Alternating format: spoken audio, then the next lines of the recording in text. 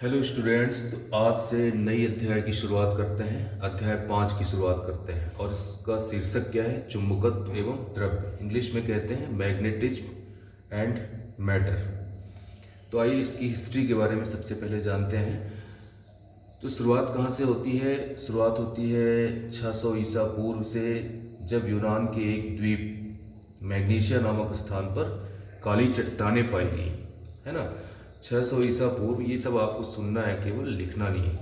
600 ईसा पूर्व यूनान में एक द्वीप जिसका नाम था मैग्नीशिया, वहाँ पर कुछ काली चट्टानें पाई गई जो लोहे की बनी वस्तुओं को अपनी ओर आकर्षित करती थी तथा इनके टुकड़ों को स्वतंत्रता पूर्वक अगर लटका दिया जाए, ऐसे अगर स्वतंत्रता पूर्वक लटका दिया जाए तो सदैव उत्तर दक्षिण दिशा में वो ठहरते थे।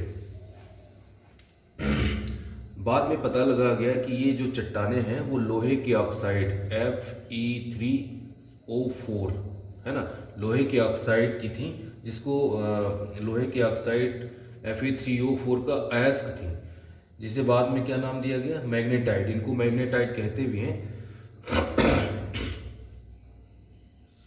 और इसी मैग्नेटाइट शब्द से जो है किस शब्द की उत्पत्ति हो गई? मैग्नेट शब्द की उत्पत्ति हुई। मैग्नेट यानी कि चुंबक शब्द की उत्पत्ति हुई किससे? इस मैग्नेटाइट अयस्क से।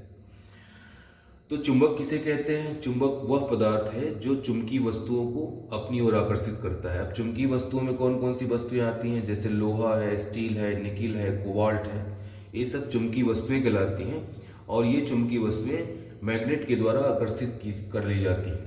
तो एक तरीके से दो प्रॉपर्टी हम यहाँ पढ़ेंगे कि चुंबक वह पदार्थ है जो चुंबकीय वस्तुओं को अपनी ओर आकर्षित करता है तथा स्वतंत्रता पूर्वक लटकाए जाने पर सदैव उत्तर दक्षिण दिशा में ठहरता है।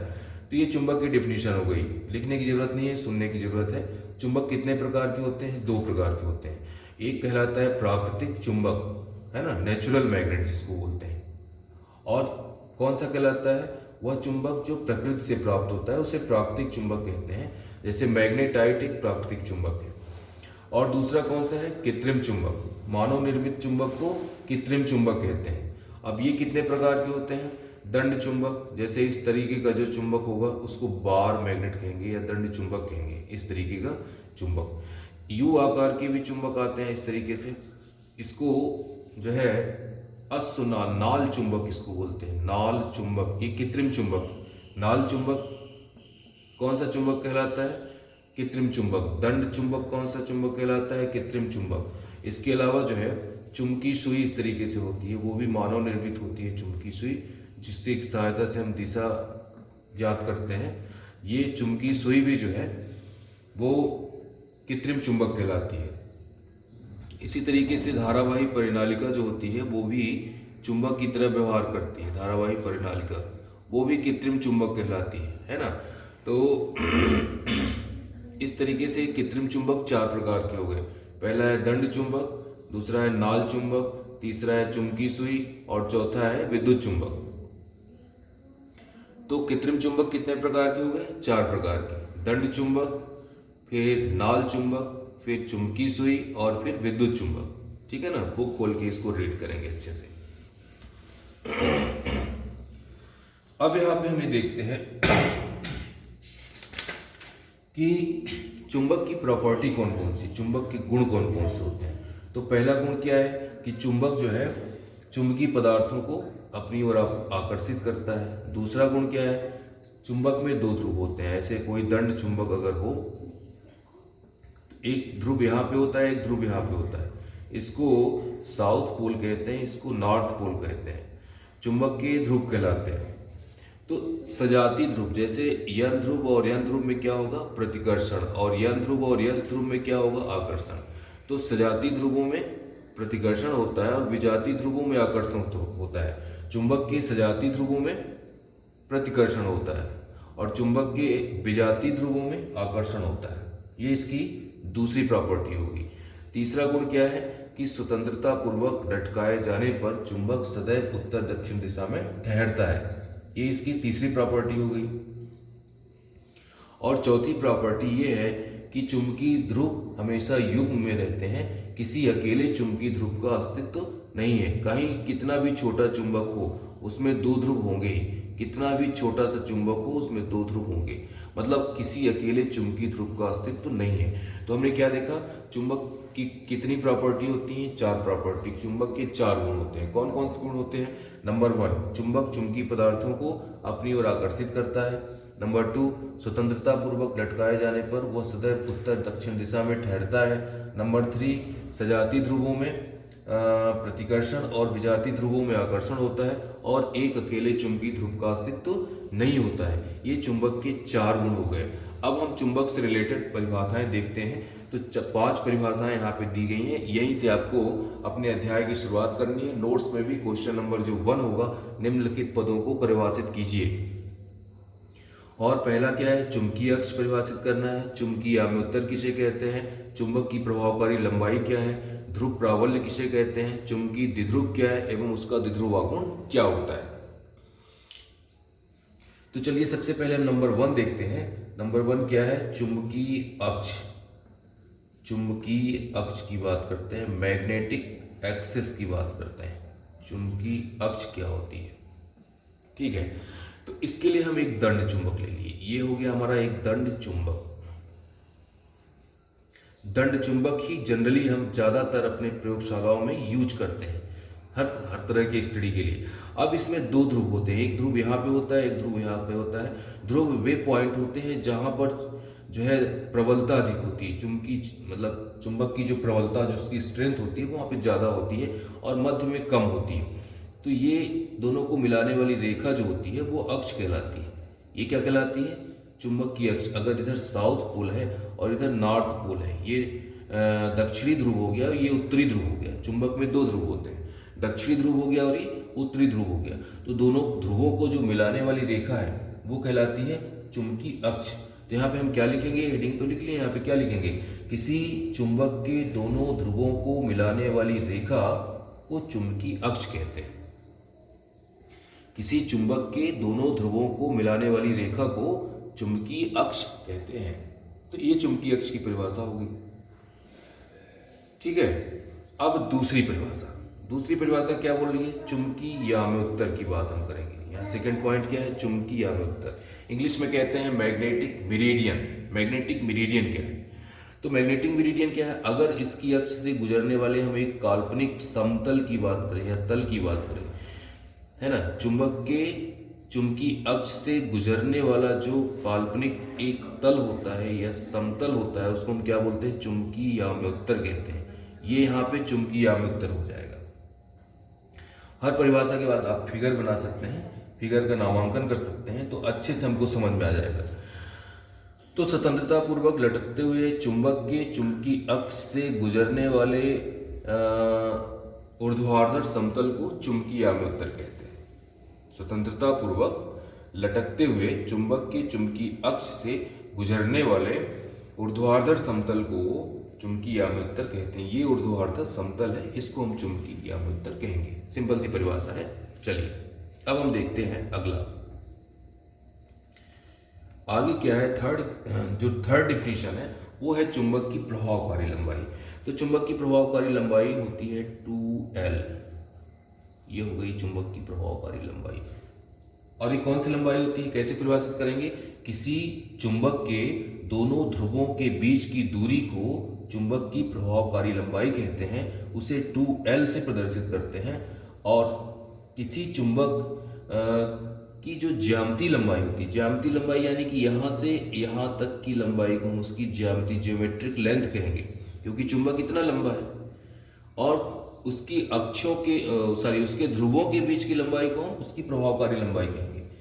तो चुंबक इतना लंबा है, तो जो चुंबक की प्रभावी लंबाई या चुंबक की प्रभावकारी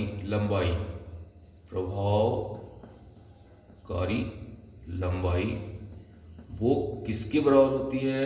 वो होती है 5/6 गुणे चुंबक की ज्यामितीय लंबाई। चुंबक की ज्यामितीय लंबाई ये हो गई। ये दोनों में संबंध होता है। चुंबक की प्रभावकारी लंबाई बराबर 5/6 गुणे चुंबक की ज्यामितीय लंबाई। ज्यामितीय लंबाई और प्रभावकारी लंबाई में ये संबंध होता है। तो ये हो गया अपना तीसरी परिभाषा होगी। अब चौथी परिभाषा है ध्रुव प्रबलता, इसको इंग्लिश में बोलते हैं पोल स्ट्रेंथ। Pole strength. तो अगर सपोज करिए फिर से हम बार मैग्नेट लेते हैं, ये एक दंड चुंबक हो गया, तो इसमें दो ध्रुव हो गए, साउथ पोल और नॉर्थ पोल, और ये हो गई इसकी चुंबकीय अक्ष। तो यहां पर जो है ध्रुव की स्ट्रेंथ, उसकी प्रबलता सर्वाधिक होती है, यहाँ पे उसकी प्रबलता सर्वाधिक होती है। तो इसकी प्रबलता को हम एक राशि से मापन करते हैं, उस राशि को बोलते हैं ध्रुव प्राबल्य, उसको स्मॉल m से दर्शाते हैं। तो किसी चुंबक या चुंबकीय द्विध्रुव का ध्रुव प्राबल्य वह शक्ति है जिससे वह चुंबकीय पदार्थ को अपनी ओर आकर्षित करता है, इसे स्मॉल m से प्रदर्शित करते हैं। और इसका मात्रक भी होता है, इसका मात्रक एम्पियर मीटर होता है, इसका मात्रक एम्पियर मीटर होता है।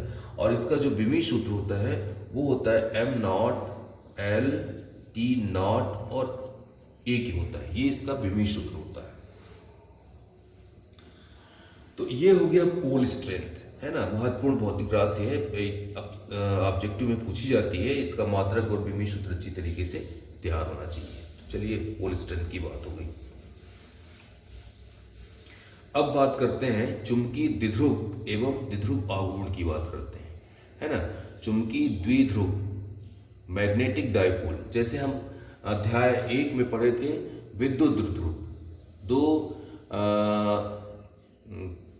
समान परिमाण के दो विजातीय आवेश यदि एक दूसरे से अत्यल्प दूरी पर स्थित होते हैं तो इस तरह से बने निकाय को हमने क्या पढ़ा था वहाँ पे, वैद्युत द्विध्रुव। जैसे हमने अगर एक इस तरीके की व्यवस्था की थी -Q और +Q और दोनों के बीच की दूरी 2a अथवा 2l रखा था, इस तरह का जो निकाय था वो क्या कहलाता था, वैद्युत द्विध्रुव कहलाता था।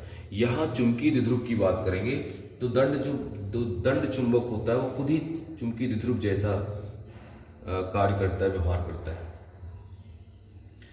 तो यदि समान ध्रुव प्राबल्य के दो विजातीय ध्रुव एक दूसरे से अत्यल्प दूरी पर स्थित होते हैं तो इस तरह के निकाय को क्या बोलते हैं, इस तरह का से बना हुआ निकाय कहलाता है चुंबकीय द्विध्रुव। समान ध्रुव प्राबल्य के दो विजातीय ध्रुव यदि एक दूसरे से अत्यल्प दूरी पर स्थित हों तो इस तरह से बने हुए निकाय को चुंबकीय द्विध्रुव कहते हैं, ठीक है ना। इसकी परिभाषा हो गई। अब किसी भी चुंबकीय द्विध्रुव का, जैसे अगर हम बात करें कि यहाँ पर एक ध्रुव यहाँ पर यस है और यहाँ पर यन है ना, ये सपोज करिए ए बी, बिंदु ए पर एक ध्रुव यस रखा हुआ है और बिंदु बी पर एक ध्रुव यन रखा हुआ है और दोनों के बीच की जो दूरी है वो 2l है।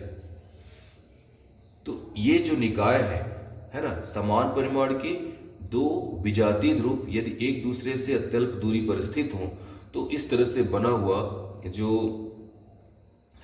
निकाय है वो निकाय क्या कहलाता है, वो कहलाता है चुंबकीय द्विध्रुव, मैग्नेटिक डाइपोल। और इनमें से हम जानते हैं कि ये जो ध्रुव है तो उनका ध्रुव प्राबल्य भी होगा, इसका ध्रुव प्राबल्य, इसका ध्रुव प्राबल्य। तो द्विध्रुव आघूर्ण कैसे परिभाषित करेंगे, इसको शार्ट में कभी कभी चुंबकीय आघूर्ण भी कहते हैं, चुंबकीय द्विध्रुव आघूर्ण या सिर्फ चुंबकीय आघूर्ण भी कहते हैं। और इसको कैपिटल M से प्रदर्शित करते हैं, चुंबकीय आघूर्ण को कैपिटल M से प्रदर्शित करते हैं। इसका जो फार्मूला होता है स्मॉल m गुणे 2l के होता है, ऐसे स्मॉल m गुणे 2l के।